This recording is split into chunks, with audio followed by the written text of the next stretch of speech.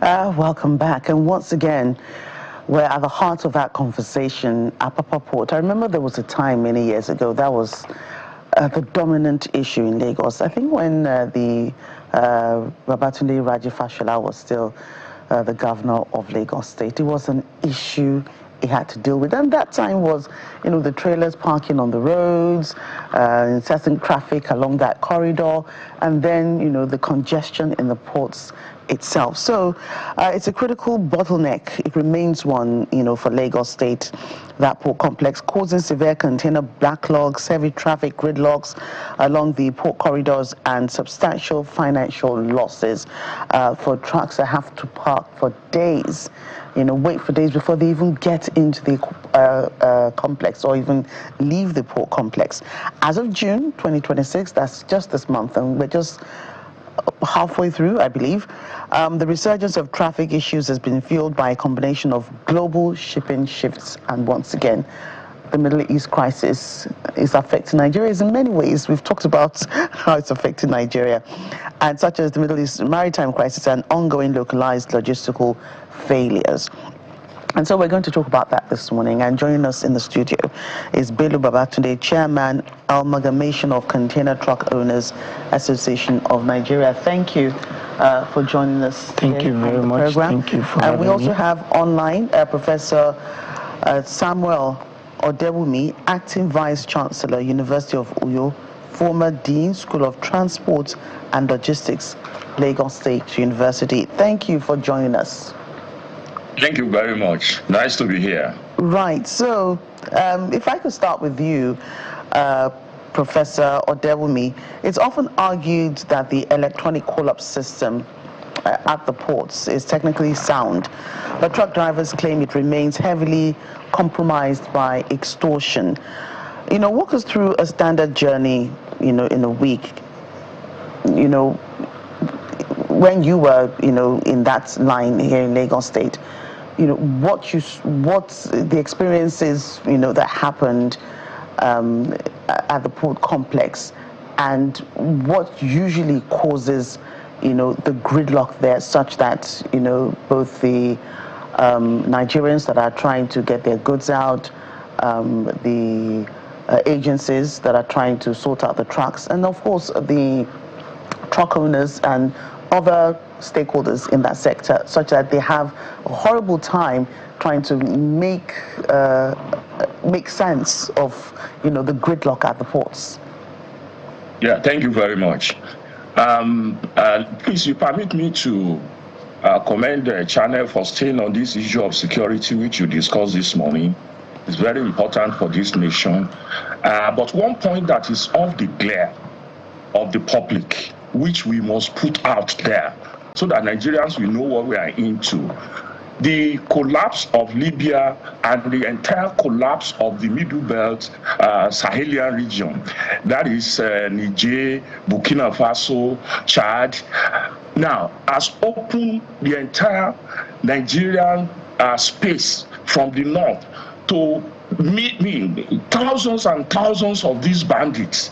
They are coming down. There is no, when we have military coup in those countries, we thought that military will be able to stem the influx, but unfortunately those governments are weak. In fact, Mali, as we speak, is almost 70% overrun. So I want the media and Nigeria to know that the recent insurgents may not necessarily be related to politics. Politics may be part of it, but we are in real deep bad situation.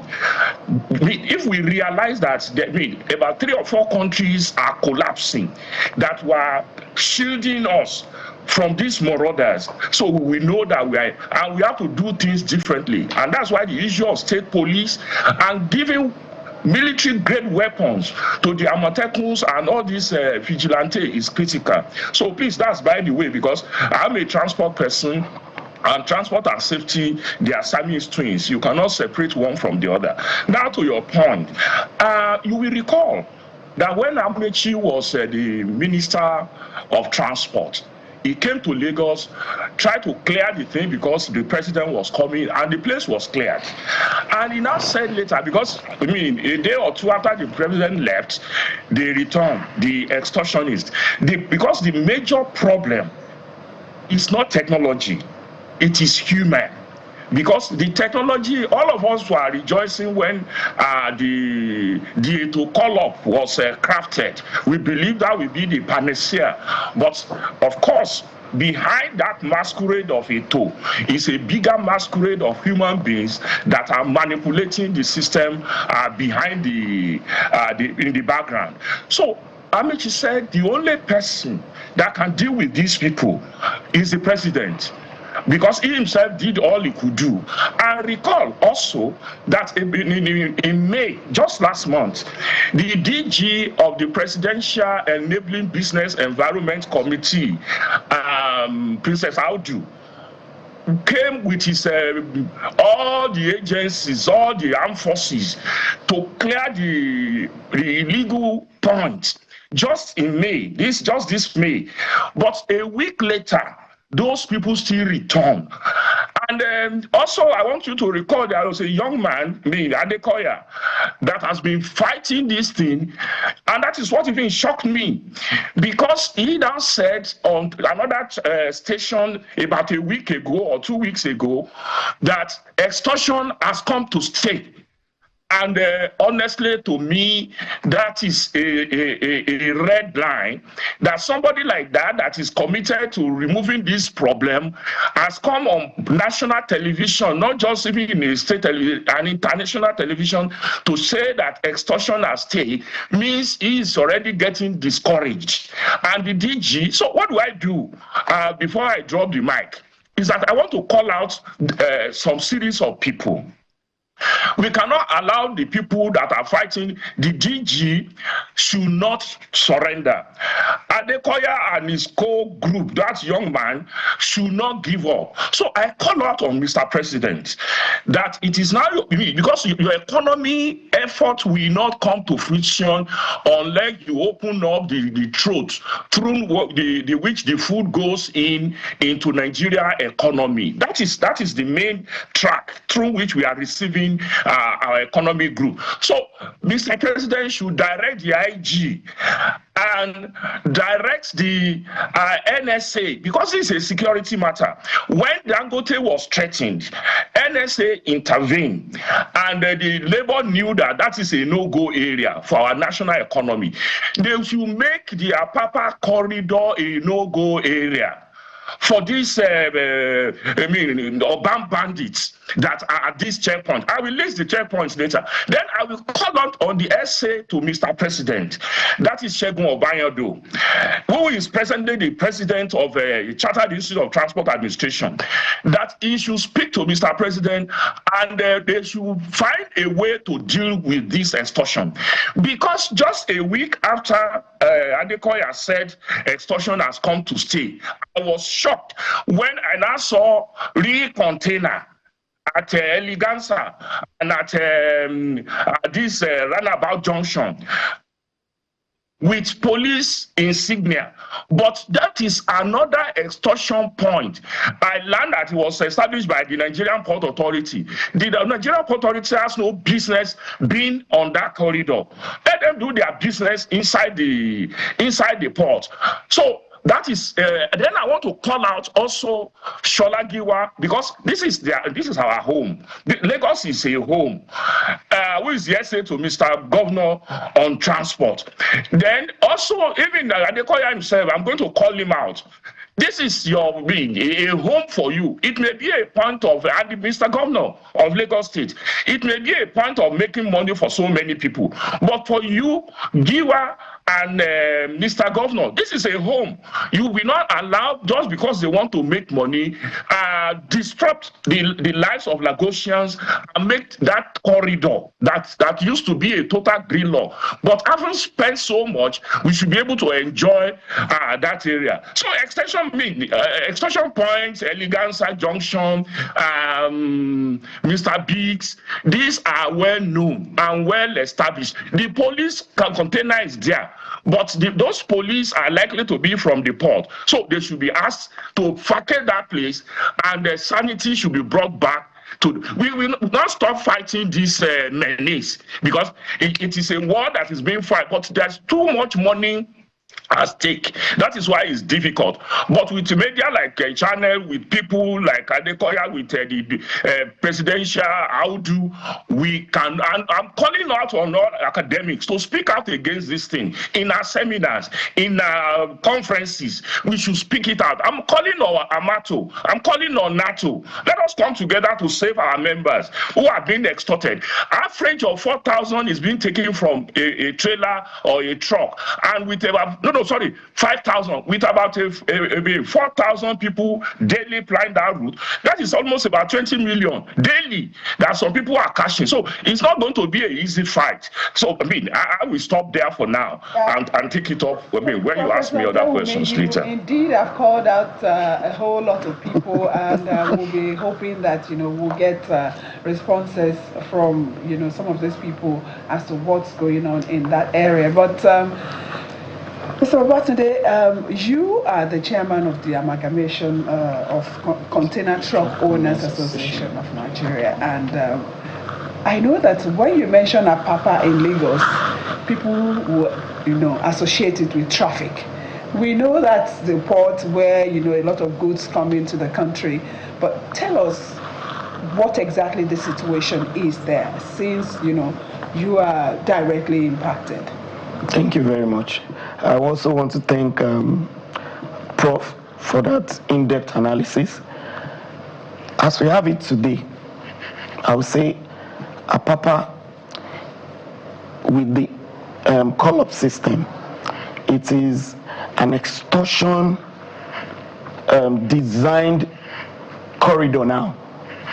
Apapa is an extortion, Apapa and Tinkan, with the call-up system, is an extortion design corridor. So before you go on, the call-up system is to ease the congestion. Yes. So that that when you have your own pass, then this is your own time. So you don't have to stay on that road. Yes. And it is well-meaning, yes. I would believe. So yes. How and where did extortion come in? So by right, it's supposed to be a system designed to stay without human interference.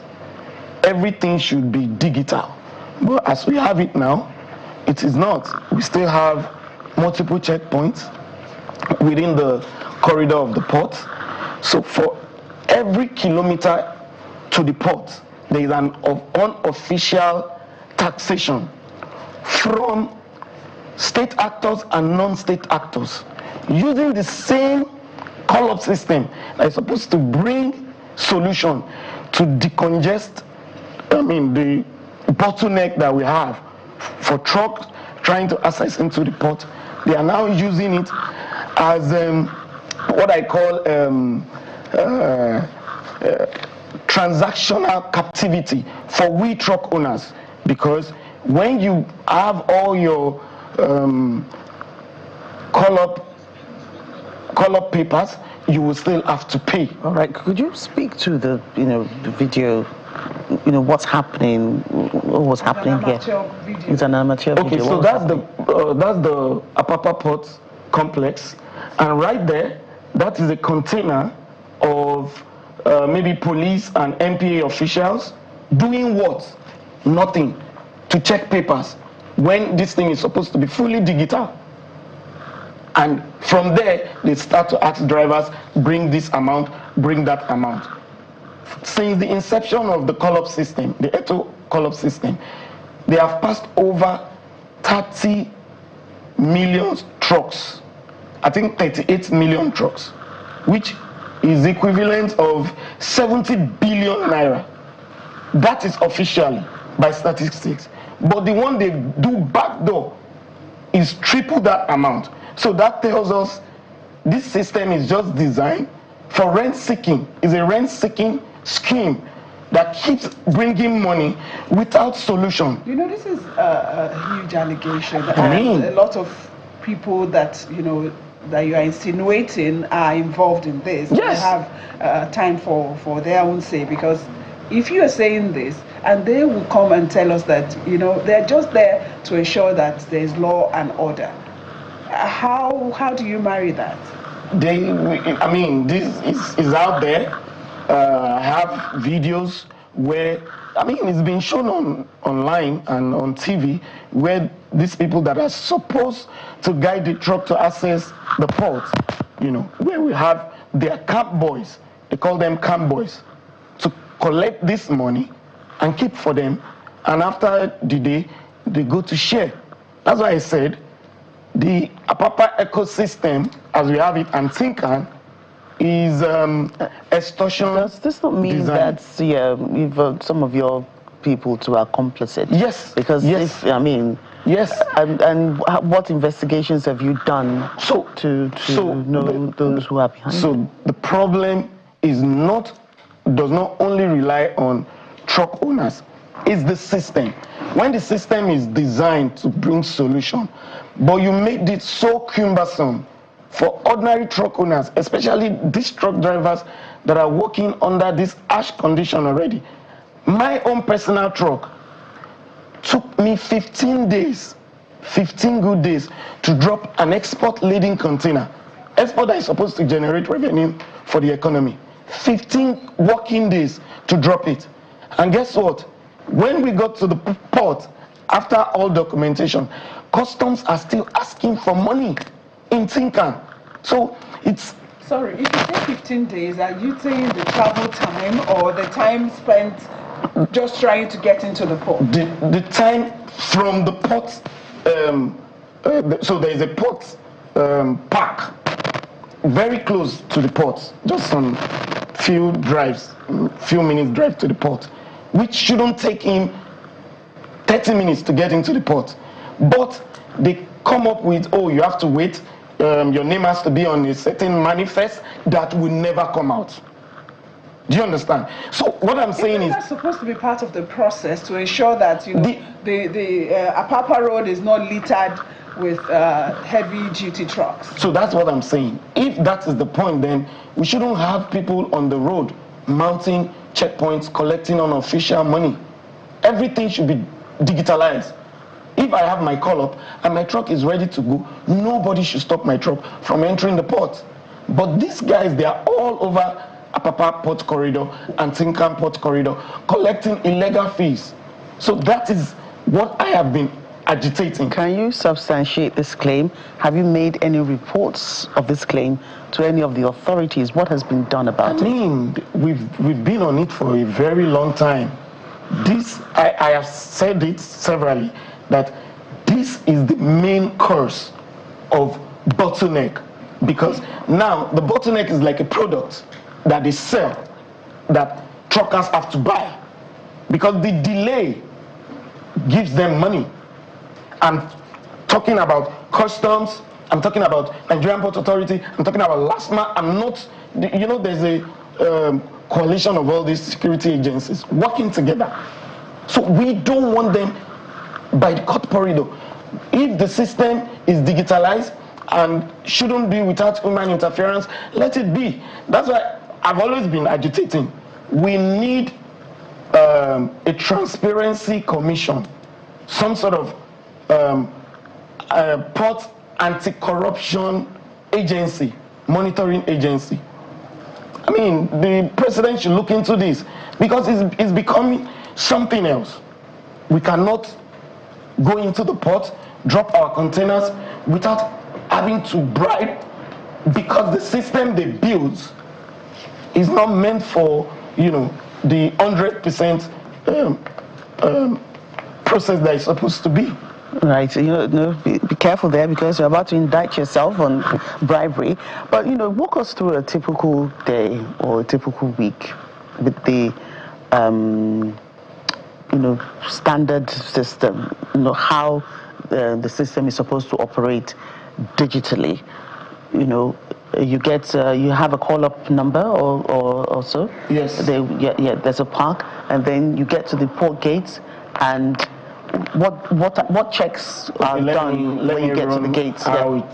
So you download the ACTOAN app, put in your truck number, the container number you're trying to get. Then from there, you go to the satellite park. From the satellite park, you go to the transit park. Now, this is where all the problems lies. If I have a container to pick at the port, from wherever park that I am, it might be my own private park, let me do the call-up from there. Don't let me go to one park, second park, then third park before I get into the port. This is where the system is porous, and we've talked to them severally, and still we don't have any solution. Or maybe it depends on the distance of your own park, for instance, to the port. Maybe that's why that system is there, that, okay, you need to move from point A to B to C before you are able to get into the port. So every truck owner knows that before you get into the port, you have to enter a park close to the port. They know all these parks. You understand?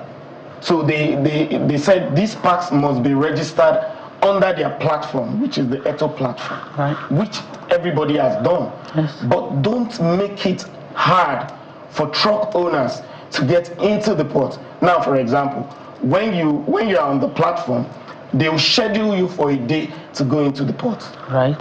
Now, they also give undue advantage to some people to get into the port before others. This system they created should be a fair system. First in, first out. But again, they put some elements, corrupt elements there that says a particular truck that got around the park can go into the port in 30 minutes. Why some wait 10 days, they can't get into the port. They know these things. These are the issues we have, we've had stakeholders meeting, we've narrated these things. They don't just listen to take all these checkpoints away from the road. I guess these are some of the issues that the Nigeria Ports Authority will be looking into. But in the meantime, as you have painted this chaos, is this something that the truck owners would want to explore, like maybe another source of having to ferry these containers to the ports, like the rail or the barge system? Because we understand also that maybe some of your guys don't want that because it's going to take out the market for them. The rail is a good one to decongest the port, and the way the port operation works, even if the rail takes the containers to lighter terminals, you still need truck to transport them to the final destination or the warehouse. And so the responsibility or the functionality of the rail is still limited. It can only take from the port close to the lighter terminal where these containers will be dropped. So trucking is still very important. Truck will still have to take it to the final destination. I mean, we've also they use the barging system. The rail system is still functional, but I think the truck does most of the movement from the port terminal to final destination or lighter terminals. Prof, let me come to you. The multimodal transport system that is on paper, how can we bring it to reality to ensure that some of these bottlenecks are taken care of? Thank you. You asked a question that I would have loved my younger person in the house to mention clearly how it is done. You see, the ACTOAN was what we all celebrated. That is that call-up system. But what happened is that it is already now rigged. Rigged in two ways. One, there are people with fake, no, not fake, they just have plate numbers in order to secure fake call-up, because it is a plate number that is tied to the call-up system. So some people just were able to register so many numbers that they are able to just come in anytime, and one of them will get in. Another way is by priority. For some understandable reasons, there is in that application, there is a room for prioritization of certain vehicle. Maybe it is military vehicle, matter or something, that they will be given some priority. Now, this is now being abused for whatever pecuniary cases, and the Nigerian Port Authority is at the center of it, I must say. And again, I will add one person to the call out. Olaleko Badmus, who is in charge of maritime and operations, is the one to see to the smooth running of all of this system. And until we clean it, because it's supposed to be operating, but in Yoruba we say, when you give a moment to somebody without teeth, it looks like it's a bone. Now, when Nigerian operates a software system, now Nigerianness comes into modification of that app in order for us to do what we want to do, because there is no app that does not have back-end control. It is the back-end control that is usually abused in fake number. Many people have those, not fake plate number, just some plate numbers that they have, which they register for call-ups. Then there is the prioritization. Then there is even the circumventing, because the computer cannot do more than the programmer himself. That is that. So we need to call this out. And what you see, let me say this: the reason why the problem is problematic is that the fact.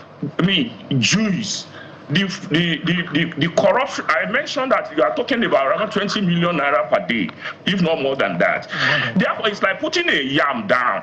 If you flog a goat and it goes away, if you do not stay there with your whip, so that it will return.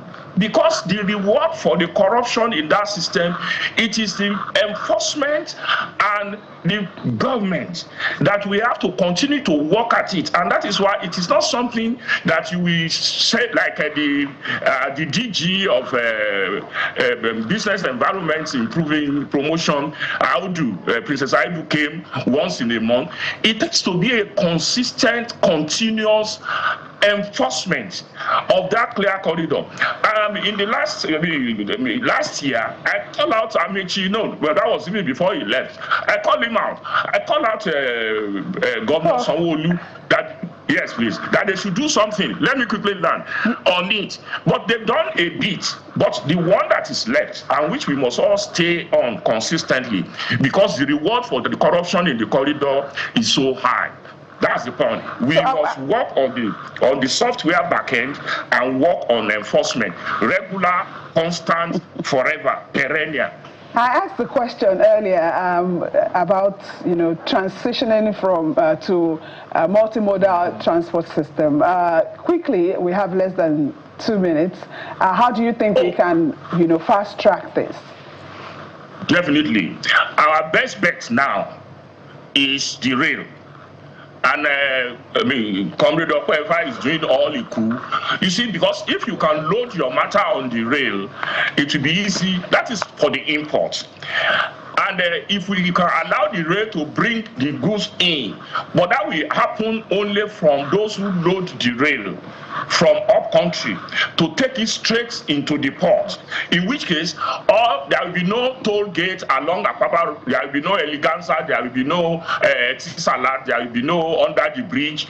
So the rail is our best bet and easy pick now. There are batches that you can batch to the right, to the east of Lagos and batch to the west towards Badagry. That is the mean. But our best bet that can help everybody, but because the rail is rigid, it cannot. There are areas that it cannot approach, that we still have to use the trucks. So, but as you are right, multimodal, especially the rail and the batches. Okay, your final word. We are really winding down now. What would you want done? You've said a lot. Just quickly, while we check.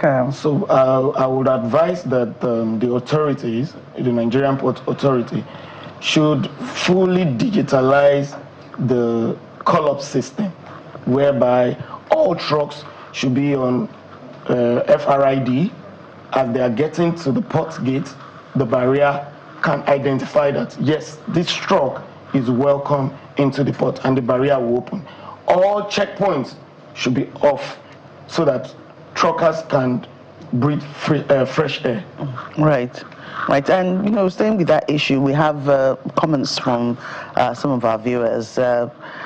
I'm not sure who sent this in, but he said police and MPA management are contributing significantly to traffic congestion at Apapa and Tinkan. All the analyses offered by the Prof and the guests in the studio are very correct and valid. Transporters are facing a lot in the hands of police personnel and MPA security daily in the name of ETO or ETO call-up system. I think it's ETO. ETO call-up system. Is that the system is deliberately made cumbersome to enable MPA security and the police personnel generate illegal revenue into their individual pockets. Babaloka also, I think. Yes, Babaloka. Yes. It's just, I think, just trying to buttress what they're saying. But all of this are, some allegations that the people concerned would need to, speak to at the right time too. Thank you indeed for your time this morning on the show. Thank you very much. Thank you for having me on the show. We've been having a chat with Professor Samuel Odewumi, the acting Vice Chancellor, University of Uyo, who was a former Dean, School of Transport and Logistics, Lagos State University. And here in the studio is the Chairman, Amalgamation of Container Truck Owners Association of Nigeria, Mr. Bello Babatunde. Thank you. Thank you very much for your time. Thank you. And when we return, we bring you our artists of the week. You have to wait to know the person. He joins us in a moment. At least say he.